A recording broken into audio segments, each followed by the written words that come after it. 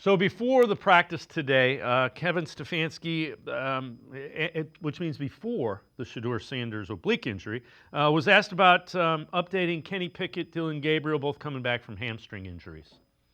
No major update. Kenny will continue to be in there in 7-on-7. Dillon's doing better and will continue to get more team reps. Is he on track to potentially play? I think we have to get through today and tomorrow, Daniel, before I know that for sure. Is there a live tackling period? No. It's no fun being hurt. And Kenny, unfortunately, is rehabbing and doing better and getting better, and he's doing a great job. You saw him in that 7-on-7. I thought he had some really nice moments in the 7-on-7. So he's doing a good job. Of course he wants to do more. I want him to do more, but we'll be very, appropriately conservative with that injury. In terms of body of work, evaluating your rookies in particular, does the practice against the Eagles and the game against the Eagles weigh heavier than the Panthers? Yeah, I think all these reps, Tony, are so important.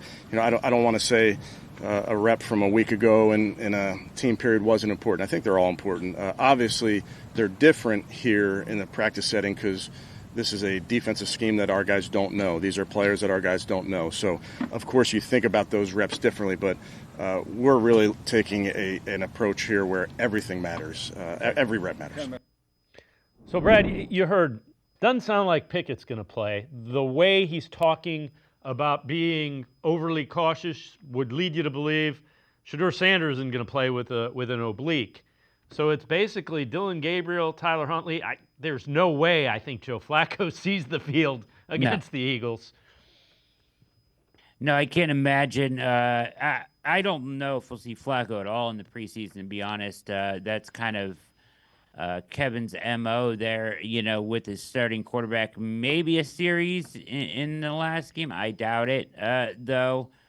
He's seen plenty of football, Joe has, to get going. But I think probably what we're looking at on Saturday is, I guess it depends on what the medics say about his hamstring, right? I was going to say that he probably gets the same 50 snaps or so that they carved out for Shedeur on Friday night. Now you give that to Gabriel, that now that Sanders is out with the oblique, right?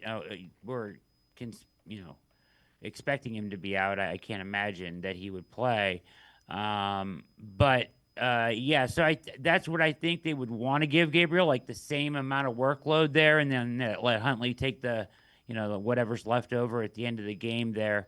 The question is, can his hamstring, they feel, comfortable giving him 50 snaps with his hamstring and where he's at in his recovery.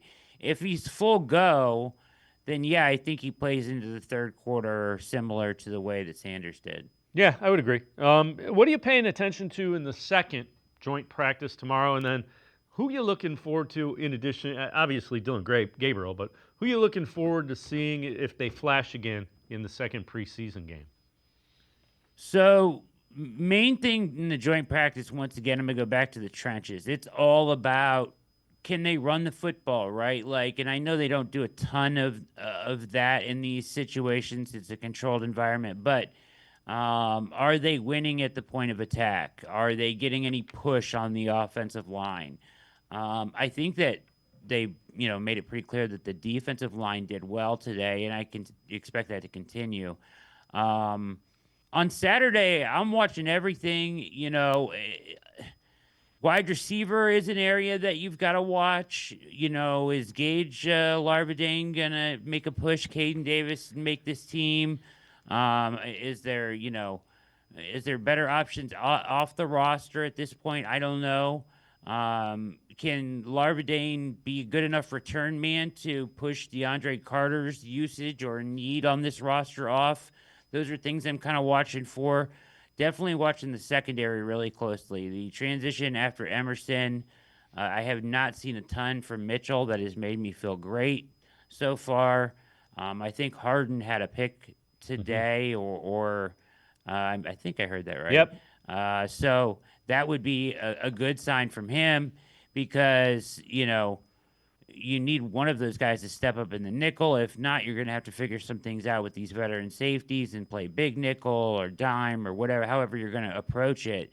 But you've got to find some answers on the back end here as far as life, without without Emerson back there. Yeah, I'm with you. The other thing I'm curious is these young guys, the guys that are like the 6th and 7th defensive ends, the 5th defensive all those guys look like they can play. So I just keep getting into the backfield, and we'll sort it out at the appropriate time. 100%. Cameron Thomas, and then Aiden Huntington, UDFA, both flashing, looking really good. Julian Okwara got 2 sacks on Friday night. I mean, these are guys like 6, 7 in the 8, 9 in the depth on that defensive line. So they have a lot of really good players and good pass rushers there. Probably their strongest area on the team by far, I would think.